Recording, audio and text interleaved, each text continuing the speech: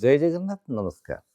ଆପଣମାନେ ବହୁତ ପ୍ରଶ୍ନ ପଚାରିଛନ୍ତି ସାର୍ ଆମର ଘରେ କଇଁଛ କେମିତି ରଖିବୁ, କେମିତି ରହିଲେ ସଫଳତା ମିଳିବ, କୋଉ ଜାଗାରେ ରହିବ, ବହୁ ଜ୍ୟୋତିଷ ଭିନ୍ନ ଭିନ୍ନ କଥା ବତଉଛନ୍ତି। ଦେଖନ୍ତୁ, କଚ୍ଛପ ହେଉଛନ୍ତି ଦଶମ ଅବତାର ପ୍ରଭୁ ନାରାୟଣଙ୍କର। କଚ୍ଛପ ଅବତାର ଏବଂ କଚ୍ଛପ ହେଉଛନ୍ତି ଜଳର କାରକ ବା ଜଳରେ ହେଉଛି ତାଙ୍କର ବାସ। ଜଳରେ ବାସ ହେଇଥିବାରୁ କ'ଣ କରିବାକୁ ପଡ଼ିବ? ଜଳରେ ରହିବା ଦରକାର। ତେଣୁ କେଉଁ ସ୍ଥାନରେ ତାଙ୍କୁ ଜଳରେ ରଖିବେ, କେଉଁ ସ୍ଥାନରେ ଜଳରେ ରଖିବେନି। ଅର୍ଥାତ୍ ସ୍ପଟିକ ଏବଂ ବ୍ରାସର, ସୁନାର, ରୂପାର କଇଁଛ ଆପଣ ଘରେ ରଖିପାରିବେ, ମୁଦି ମଧ୍ୟ ଧାରଣ କରିପାରିବେ।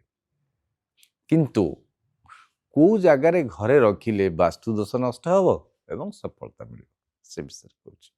ଘରର ଉତ୍ତର ଦିଗରେ କୌଣସି କାଚ ପାତ୍ରରେ କିମ୍ବା ବ୍ରାସର ପାତ୍ରରେ ବା କଂସା ପାତ୍ରରେ ପାଣିରେ କଇଁଛକୁ ରଖିବାକୁ ପଡ଼ିବ। ଉତ୍ତର ମୁଖ ହେଇକି ରହିବେ। ତେବେ ଯଦି ସମ୍ପର୍କରେ ସମସ୍ୟା ଅଛି, ସୁଧାର ଆସିବ, ଧନ ମଧ୍ୟ ବୃଦ୍ଧି ହେବ ଉତ୍ତର ଦିଗରେ ରଖିଲେ। ସେଇଭଳି ଭାବରେ ଐଶାନ୍ୟ କୋଣରେ ରଖିଲେ ମଧ୍ୟ ପାଣିରେ ରଖିବାକୁ ପଡ଼ିବ ଏବଂ ତାଙ୍କର ଦିଗ, ମୁଖର ଦିଗ ନୈଋତ୍ୟ କୋଣକୁ ରହିବ। ଦକ୍ଷିଣ ପଶ୍ଚିମ ନୈଋତ୍ୟ କୋଣ, ଯମ ରାହୁଙ୍କୁ ଦୃଷ୍ଟି ରହିବ। ଯଦି ଘରେ ବାରମ୍ବାର ସ୍ୱାସ୍ଥ୍ୟ ସମସ୍ୟା ହେଉଛି, ଅକାଳ ମୃତ୍ୟୁ ହେଉଛି, ତେବେ ଐଶାନ୍ୟ କୋଣରେ କଇଁଛ ଦକ୍ଷିଣ ପଶ୍ଚିମ ମୁଖ କରିକି ରଖିଲେ ସେଥିରୁ ମୁକ୍ତି ମିଳିଥାଏ ଏବଂ ଘରେ ଶାନ୍ତି ବଜାୟ ରହେ, ସ୍ୱାସ୍ଥ୍ୟ ମଧ୍ୟ ଲାଭ। ଯଦି ପୂର୍ବ ଭାଗରେ ଆପଣ ରଖୁଛନ୍ତି ତେବେ ସେ ଦକ୍ଷିଣ ମୁଖ ହେଇକରି ରହିବେ ପୂର୍ବରେ। ତେବେ ଆପଣ ରାଜନୀତି କରୁଛନ୍ତି କିମ୍ବା ଉଚ୍ଚ ପଦପଦବୀରେ ଅଛନ୍ତି, ସାମାଜିକ ପ୍ରତିଷ୍ଠା ମିଳୁନି, ସମ୍ପର୍କରେ ସମସ୍ୟା ଆସୁଛି, ତେବେ ସାମାଜିକ ପ୍ରତିଷ୍ଠା ମିଳିବ, ରାଜନୈତିକ କ୍ଷେତ୍ରରେ ସଫଳତା ମିଳିବ, ସମସ୍ତ କ୍ଷେତ୍ରରେ ସଫଳତା ହିଁ ସଫଳତା ମିଳିବ ଯଦି ପୂର୍ବ ଭାଗରେ ରଖୁଛନ୍ତି। ଯଦି ଅଗ୍ନି କୋଣରେ ରହିବ ବା ରୋଷେଇ ଘରେ କଇଁଛକୁ ରଖୁଛନ୍ତି, ତେବେ ଅଗ୍ନି କୋଣରେ ରଖୁଛନ୍ତି, ତାହା ପାଣିରେ ରହିବନି। ଉତ୍ତରରେ ରହିବ ପାଣିରେ, ଐଶାନ୍ୟ କୋଣରେ ରହିବ, ପୂର୍ବରେ ରହିବ, କିନ୍ତୁ ଆପଣଙ୍କର ଏହା ରହିବନି ଅଗ୍ନି କୋଣରେ, ପାଣିରେ, କେବଳ ଖାଲି ରହିବ।